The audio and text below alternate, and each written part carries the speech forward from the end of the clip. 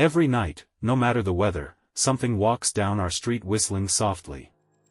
You can only hear it if you're in the living room or the kitchen when they walk by, and it always starts at exactly 3:03.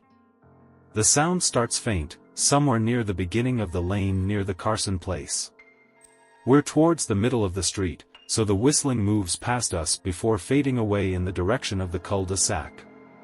When I was younger, my sister and I would sneak into the kitchen some nights to listen. Mom and Dad didn't like that, and we'd catch hell if they found us out there, but they were never too hard on us since we always stuck to the one big rule. Don't try to look at whatever was whistling. My neighborhood is a funny place. I've lived here since I was 6 and I love it. The houses are small but well kept, good-sized yards, plenty of places to roam. There are a lot of other kids here my age. I turned 13 back in October. We grew up together and would always play foursquare in the cul-de-sac or roam around from back porch to back porch in the summer. This was a good place to grow up. I'm old enough to see it. And there's only the two strange things here, the night whistling and the good luck. The whistling never bothered me much.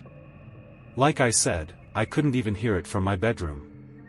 But Mom and Dad don't like talking about it, so I've stopped asking questions. My dad is a strong guy, tall and calm. He has an accent since he moved to the US as a kid. His family, my grandparents, they're from the islands. That's what they call it. My dad, the only time he isn't so calm is if the whistler comes up. He talks a little quicker then, eyes move faster, and he tells us not to think about it so much and to always remember the one rule, the big rule: don't try to look outside when the whistler goes past. Not that we could look even if we wanted. See, there are shutters on the inside of every window, thick pieces of heavy canvas that pull down from the top and latch to the bottom of the window frame. Each latch even has a small lock, about the size of what you'd find on a diary.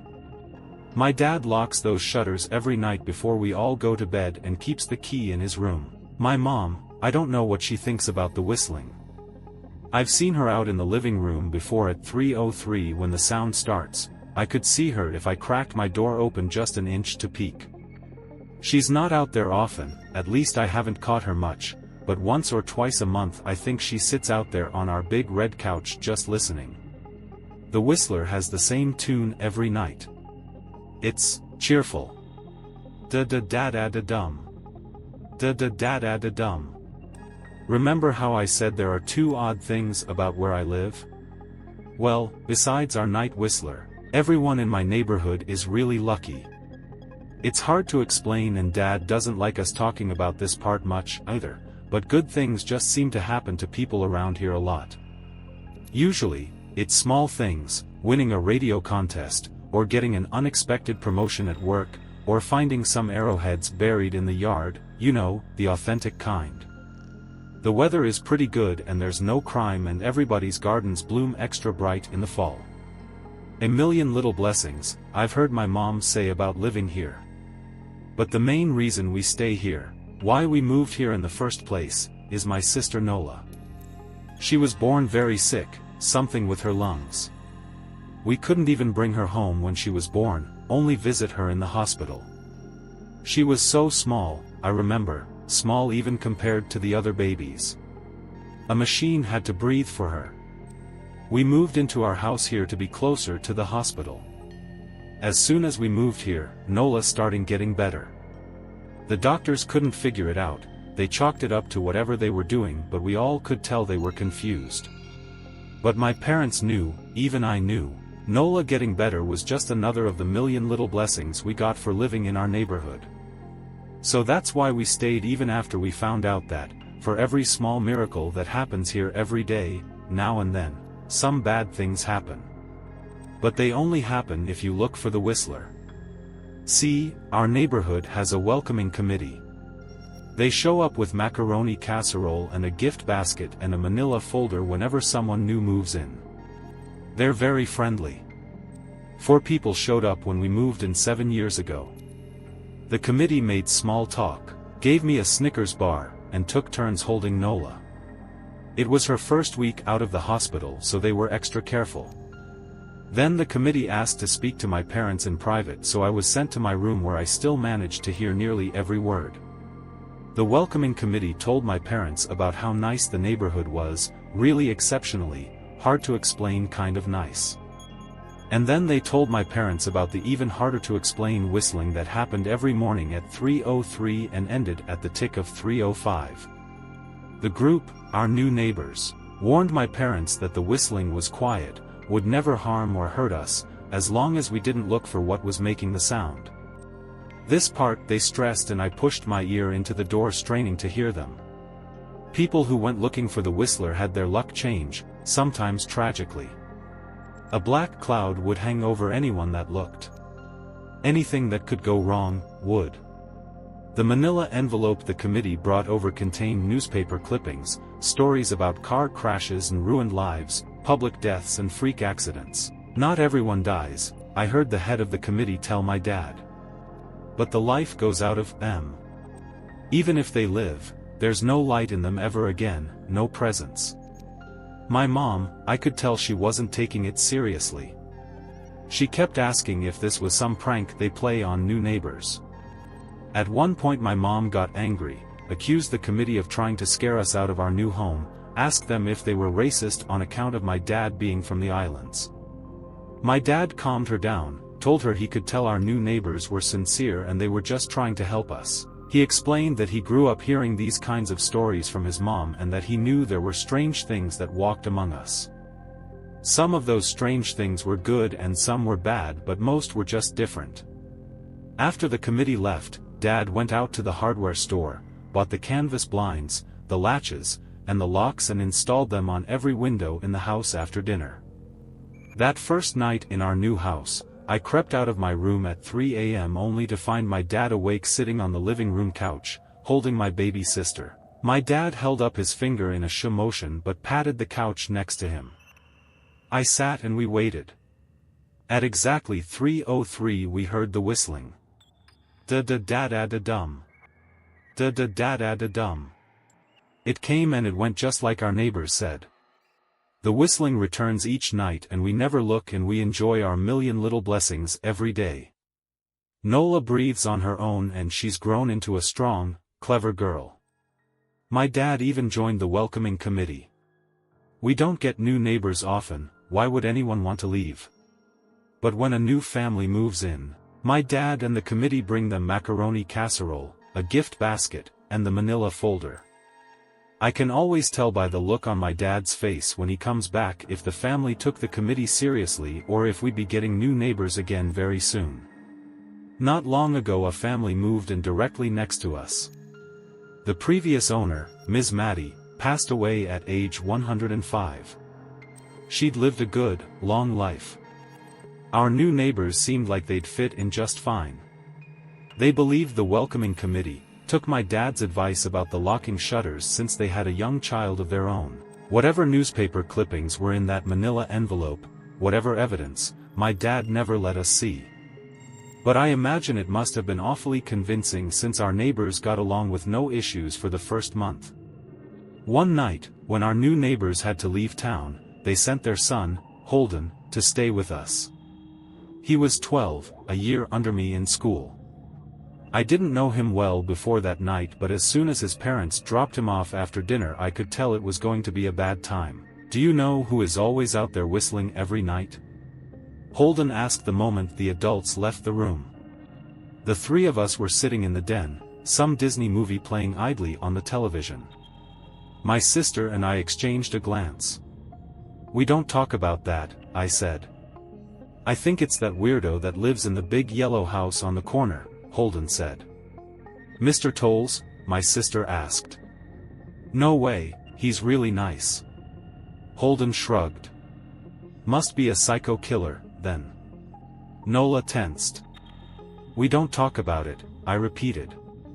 Let's go in my room and play Nintendo. We spent the next few hours playing games, eating popcorn and then watching movies. A typical sleepover, but I could see Holden was getting antsy. After my parents had wished us a good night, locked the blinds, and gone to bed, Holden stood up from his bean bag and walked over to where Nola and I were sitting on my bed. "Have you ever even tried looking?" he asked. "It's nearly time." Like most sleepovers, we'd conveniently ignored any suggestion of a bedtime. I was shocked to see he was right. It was almost 3 a.m. I sighed. "We don't dash. See, I can't. I can't even try to look because my dad locks the blinds every night and hides the key," he continued, ignoring me. "So does our dad," said Nola. "No," replied Holden. "No, he doesn't." "You saw him do it," I said, a little sharper than I meant to sound. Holden grinned. "Your dad locks the blinds, yeah, but he doesn't hide the key. He keeps it right on his normal key chain." "So?" I asked, worried I already knew what he would say next. Because I had noticed that my dad didn't bother hiding the key anymore after all of these years. Because he knew we took it seriously. "So, after your dad locked up but before your parents went to bed, I went to the bathroom. And on my way, I may have peeked into their room, and I may have seen your dad's keychain on his nightstand, and I maybe went and borrowed the key to blinds." Nola and I stared and his grin only grew wider. "You're lying," I said. Holden shrugged. "You can check if you want. Just open your parents' door and look, you'll see his keychain right there on the nightstand." "Stay here," I told both of them. "Don't move a muscle." I hurried over to my parents' room but hesitated at the door. If Holden wasn't lying, my dad would be angry.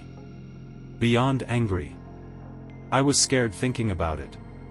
But more scared of an open window with the Whistler right outside. I opened the door, barely an inch, and looked in, but it was too dark to see. Taking a deep breath, I walked into the room. 2 steps into the dark I froze. The whistling started, and I could hear it clearly, from my parents' room. I never realized, but they must have heard the sound every night since we moved into the house. They never told us. I don't think I could have slept through it. I stood there, listening to the whistling come closer, unsure whether I should turn on a light or call out for my dad. Soft sounds from the living room brought me back to reality. "Nola," I yelled, running out of my parents' room. Holden and Nola were standing near the front door next to a window. Holden wasn't lying. I could see him fumbling with the lock on one of the blinds. I heard a click. He did have the key. Holden let out a quick laugh. Nola stood next to him, hunched up, afraid but maybe curious. The whistling was right outside our house now. "I think I made a sound," called out. "I can't remember." Time felt frozen, clock hands nailed to the face. But I found myself moving. I'm not fast, I've never been athletic. Somehow, though, I covered the space between myself and Nola in a moment. My eyes were locked on her, but I heard Holden pull the blind all the way down so it could release. I heard the snap of it start to raise, and I heard the whistling just on the other side of the window.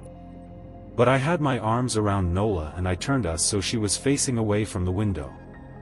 At the same time, I jammed my eyes shut. The blind whipped open. The whistling stopped. I felt Nola shaking in my arms.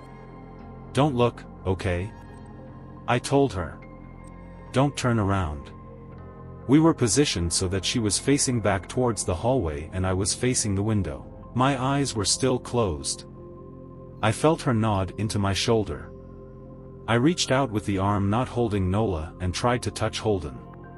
My hand brushed against his arm. He was shaking worse than Nola. "Holden?" I asked. Silence. I reached past him and gingerly felt for the window, eyes still sealed shut. The glass was cold against my fingertips.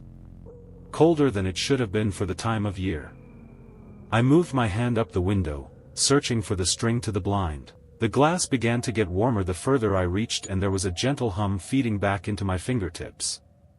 I tried not to think about what might be on the other side of the window. Finally, I touched the string and yanked the blinds shut. I opened my eyes. In the dim light leaking out from the kitchen, I could make out Holden, pale and small, staring at the now closed window. "Holden?" I asked again. He turned towards me and he screamed. Everything became a flurry of motion. Lights sparked to life in the hall, then the living room. My parents' footsteps thudded across the hardwood floor. I didn't turn to look back at them, my eyes were glued to Holden. He was pale, had bit his lip so hard there was a thin red line of blood running down his chin and he'd wet himself. "What happened?" my dad asked from behind me. I managed to swivel away from Holden and look back. He looked. I'd never seen my dad scared before, but I saw it that night, in that moment, an old, ugly terror stitched on his face. A parent's fear. "Just Holden?" he mouthed to me. I nodded yes. My dad let out a breath. He looked so relieved I nearly expected him to cheer. But then he turned to Holden and my dad's face changed. I wondered if he felt bad for feeling good that Holden was the only one that looked. There was a knock at the door. We all froze. Holden whimpered. "Don't answer it," my mom said. She stood at the threshold of the hall. I'd always thought she was a skeptic and just humored my dad about the windows and the whistler, but that night we were all believers. I noticed that both of my parents held baseball bats they must have taken from their bedroom. The knock came again, a little louder this time. "Please don't open the door," Holden whispered. My dad walked over to him, hugged him close. "We won't," my dad promised, still holding his bat. "Nothing is coming in here tonight." Thud thud thud. This time the knocking was loud enough to rattle the door. Holden screamed again and Nola clutched her arms around my neck.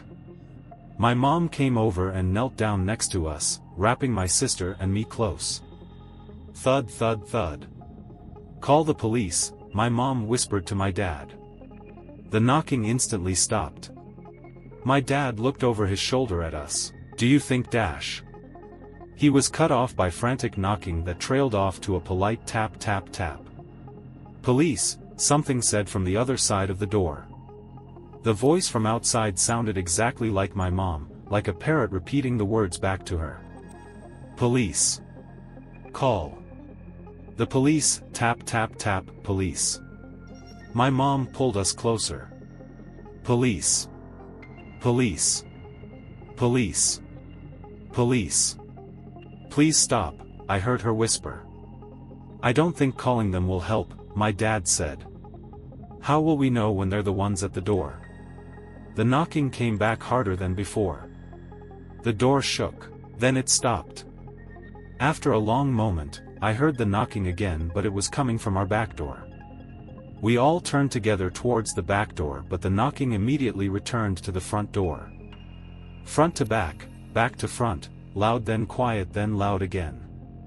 Suddenly, the sound was coming from both doors at once, big, heavy blows like a sledgehammer. Then something started rapping against all of the windows in the house, then the walls. It was like we were living inside a drum with a dozen people trying to play at once. Or we were a turtle and something was attempting to claw us out of our shell. "Stop!" Holden yelled. The knocking died. "I won't tell," Holden said, staring at the door. "I promise I won't tell anyone what I saw. Just please go away." We waited for nearly a minute. Then we heard it, a soft tap tap tap coming from the window Holden had looked through earlier. Holden started to cry, sobbing like a prisoner watching gallows being built outside their cell. My dad held him, brushed his hair but never lied to him, never told him things would be okay. The tapping at the window went on for the rest of the night. We huddled together in the living room for I don't know how long. Eventually, my mom tried to take us kids into my room while my dad stayed to watch the door. But the second we moved into my bedroom the knocking came back, so loud it was possible to ignore. I was afraid the door couldn't take it. We went back to the living room and the knocking stopped. Only the tap tap tap on the window remained. None of us slept that night. The tapping stopped around 7 a.m. That's about the time the sun comes up here. We waited another 2 hours before my dad opened the blinds from one window. He made us all go back to my parents' bedroom first. I heard him open the door then come back in. "Okay," he told us. "It's done." Holden's parents came back around lunchtime. My mom and dad walked Holden over to his house and they all went inside for quite a while. Nola and I watched from the window. She stuck to me the whole day, right at my side, sometimes holding my hand. When my parents came back they looked grim but wouldn't tell us what they said to Holden's family. It was a Sunday so we all spent the day together, ordered pizza and watched movies. That night everyone slept in my room, Nola and my mom in the bed with me, my dad in a chair he'd pulled over. There was no knocking that night or any night since. We didn't see much of Holden or his parents for the rest of that week, but by Thursday there was a moving truck in their driveway. Nola and I watched them packing up the whole afternoon after school. What sticks with me most is how tired Holden and his parents looked. All three had the same pallor, grim mouths and lightless eyes. Even from across the street I could tell something was very wrong. Holden and his family were gone before sunset. I remember what the original welcoming committee said to my parents when we moved in. "Not everyone who looks at the Whistler dies, but even those that live have the light go out of them and the rest of their lives are full of misfortune. A million little tragedies." I think Holden's parents must have looked, either to comfort him if they didn't believe or share the burden if they did. I watch Nola some days, happy and young and alive, and I wonder if I'd been slower. If she'd looked out the window that night, would I have looked too? To comfort her? To share that burden? I'm glad I don't have to find out. We still live in that house, in that neighborhood. We still hear our Whistler walking past every night. The blessings, the luck, the good things here are too good to leave. But we're careful. We don't have friends over to spend the night anymore. And my dad hides the key to the blinds very, very well. Not that I've gone looking. Some things you just don't need to look for.